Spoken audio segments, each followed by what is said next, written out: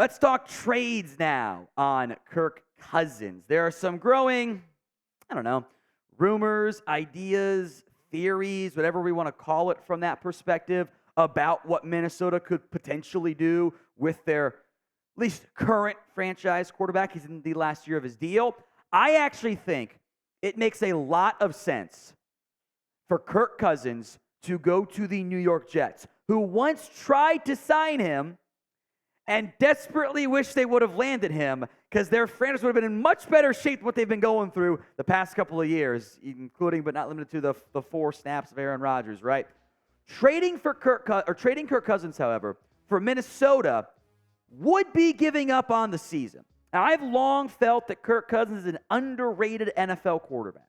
I think he gets treated sometimes like he's terrible, which I think in large part is due to we see him in prime time, and he's normally not very good in prime time, but he's actually been pretty darn good this season.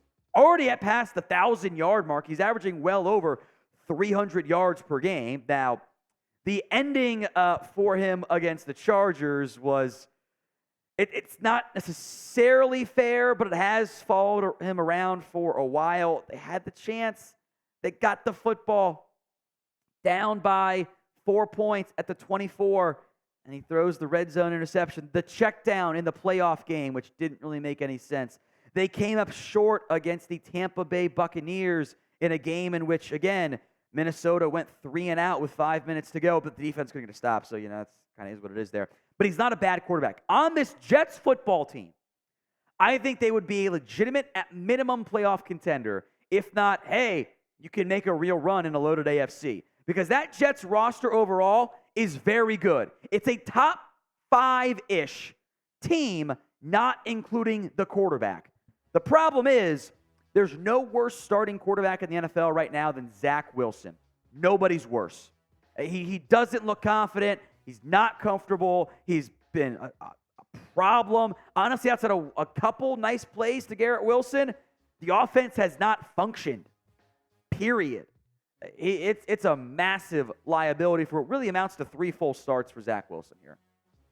4 snaps, The Jets, if they want to take advantage of their current window, they can't ride with Zach Wilson. And honestly, if they do, at minimum, the GM's going to get fired. Maybe the head coach, who I like, but maybe he just goes to be a DC somewhere. You can't ride with Wilson. This team in New York is really, really good. The quarterback isn't. The quarterback is going to sink this team. As for the Vikings, sinking the team might not actually be a bad idea for the short term. They're 0-3, and those teams pretty much never make the playoffs. So what I would do, if you want to take the longer view, even though I like Kirk Cousins, but you have an opportunity to bottom out, go get a young guy. Go get Caleb Williams, Drake May, whoever. Lose a bunch of football games. It's a bad look. The fans are going to be mad. The players are going to be pissed. It puts you on the hot seat in a year or 2, if not sooner. But you don't have Kirk Cousins locked up under contract next year.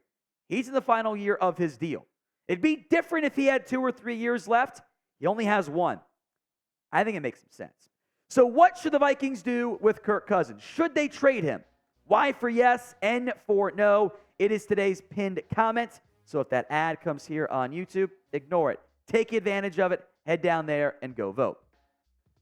All right, some injury news here across the NFL. Derek Carr likely not going to play in Week 4, so it'll be the wee baby Jameis Winston out there at the quarterback spot for the Saints. Sprained AC joint in his shoulder. He'll probably miss some time. It'll be because sometimes the football gods find things funny as far as I'm concerned. It's going to be Jameis Winston heading up against his old team, the Tampa Bay Buccaneers. Isn't that funny? Derek Carr's old team also with quarterback issues. Jimmy Garoppolo in concussion protocol, which is questionable because Jimmy G played every snap in that football game. So when did the concussion occur? We made a big deal about Tua and the concussion handling there. We should make a big deal here too. I feel like something got missed. It's not great. And speaking of not great, Mike Williams' season, unfortunately, is over. A torn ACL in the Week 3 win for the Los Angeles Chargers. I suspect we'll get to see quite a bit of first-round pick Quentin Johnston moving forward. Now, we'll get to some more takeaways from Week 3, but first, today's show is made possible by PrizePicks. They are the largest independently owned daily fantasy sports platform in North America. They are the easiest and most exciting way to play DFS. It's you against the numbers. You are not battling thousands of other players, including the pros and sharks. You just pick more than or less than on 2 to 6 player stat projections and watch the winnings roll in. So here's what I have on tap this week. I actually like the more than for Dak Prescott passing yards. I think it's going to be a bit of a dogfight football game, but the number's very low for Dak Prescott. I would actually argue too low for Prescott, given what he's done over the course of his career. It's 229.5. I love the more than there. Derrick Henry, it is 74.5 rushing yards. I'm taking the less than. This is a very strong Bengals defense, and in most years, that makes sense for Derrick Henry. Like, yeah, he's going to have a big game on the ground. All that's accurate. Derrick Henry has 63 yards, 80 yards, and 20 yards on the ground this year. That's not very good. And I'm going to bank on Calvin Ridley getting over his yips, where he's had some issues of late against his old team revenge game.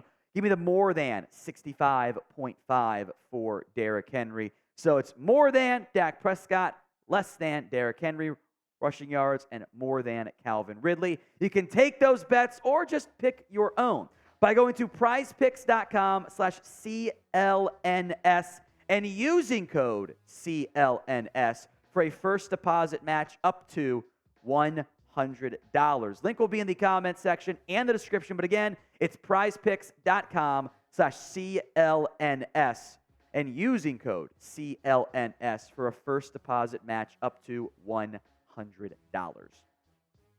Let's talk then 5 big Week 3 stories here. I feel bad. Bears fans, you know what? Maybe tune out for like 2 minutes. I genuinely feel bad for Chicago. Justin Fields has raw talent, has not come through so far this year. The Bears are dealing with the Allen Williams, saga, I'll call it, of there's an investigation. No, there's not. He resigned. Family. No, it wasn't. No one knows what's going on there. And Fields has been bad. I don't think his coaching staff has set him up for success. It's concerning. You have a season for Chicago to figure out if Justin Fields is the guy. It's not even about winning anymore. It's about, can he be your franchise guy? Because if he's not, you're going to have 2 early first-round picks. And one probably has to be a quarterback. So will Justin Fields, with Chicago or elsewhere, be a franchise quarterback? 1 for yes, 2 for no. Sound off in the comments section. This is too funny not to mention there. The Swifties are set to invade the NFL, which is not a bad thing, by the way. I also feel it's very weird for Taylor Swift and Travis Kelce to be in what has to be the most public beginning to a relationship ever, right? It is on full display for everyone to see, which cannot be healthy for a relationship. So best of luck to them. And knowing how the Swifties tend to operate, the Chiefs are now the most popular team in the NFL for now. If they break up, they'll be the most hated team in the NFL. Jersey sales are up 400% for Travis Kelce. Maybe giving them something to burn if it all falls apart. But it's weird. It's noteworthy. It's we'll see. We'll see if there's a, we saw that the Kardashian curse was rare. Is there a Swift curse for the NFL or not? I don't know. We're in uncharted waters. Knowing how they operate, they're going to invent a new football statistic overnight that solves everything. That's what's probably going to happen here. Either way, guys, if you love daily NFL videos, then hit that sub button right now. Free videos that are far more dedicated to football than the Swiftie conversation. Hit that sub button right now. There's no team I enjoy watching more right now than the Miami Dolphins on offense. Mike McDaniel is absolutely in his bag right now. There was this great screenshot from one of my guys who covers one of my buddies who covers the Browns particularly. It's like Devon Achane. He's changed pronunciation. I think it's Achane now, not A-Chain. He changed it, or at least asked to go by the proper one. Whatever. It's like 7 Broncos defenders on the ground, and Devon's running downfield untouched. It was hilarious. 70 freaking points against the Denver Broncos. Like, Denver has a terrible... Like, if I had told you Russell Wilson goes 23 of 38 for 306, a score and an interception, you would have went, did Denver pull the upset? No, they lost by 50. Unbelievable. And, they went easy on Denver. They could have dropped 80 if they tried. So this is it's like NCAA 14, and you just know all the cheese plays, and you go for 100. Like, that's what this is. Tua had more touchdowns than incompletions. Devon Achane had 18 carries, 203. Raheem Mostert had 3 scores. Video game numbers. It's scheme, it's execution, it's all of it. Through 3 weeks, no team has been more impressive to me than the Miami Dolphins. All right, now let's go negative here. Josh McDaniels sucks. I am sorry. He's not good at this. So, if you weren't paying attention, turn off the game. It was ugly. It was kind of a bad game between Steelers and the Raiders, unless you're a Steelers fan. Or, I guess, Chiefs, Broncos, Chargers fan. The Raiders were down 8 points late in the fourth. They tried not once but twice, and eventually succeeded, to kick a field goal late in the fourth quarter. They got bailed out on one of them because of a flag, gave them a free first down. So the Raiders were down 8 on 4th and 4 from the 8 with 2.5 minutes to go in the football game. And they kicked a field goal, which is perhaps the most indefensible decision in NFL history in that scenario. And I'm not exaggerating. To put this in perspective, since the 2-point conversion was adopted back in 1994, the Raiders are the only NFL team to kick a field goal with 3 minutes to go in the game, down by 8 points, with less than 5 yards to go to get the first down or score. It's literally never been done. And Josh McDaniels on Monday, I made the right decision. No, you didn't. You were objectively and subjectively wrong. He continues to prove in new and creative ways every week he's a bad head coach. So what should the Raiders do with Josh McDaniels? I know what Mitch is typing. He's typing in his F's. I agree.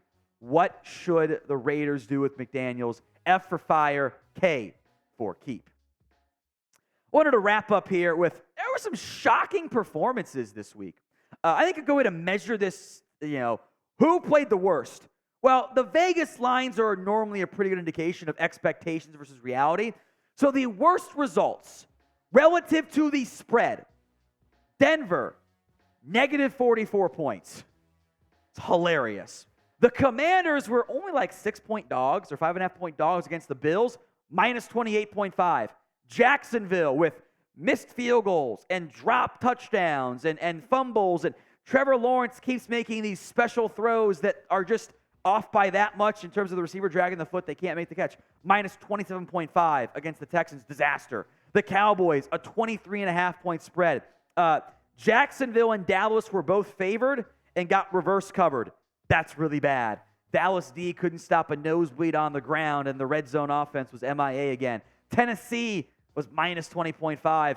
They only scored because the Browns gave them 3 points. I believe this was they ran one play in the red zone all day when they got the ball in the red zone to start, and then were immediately sacked.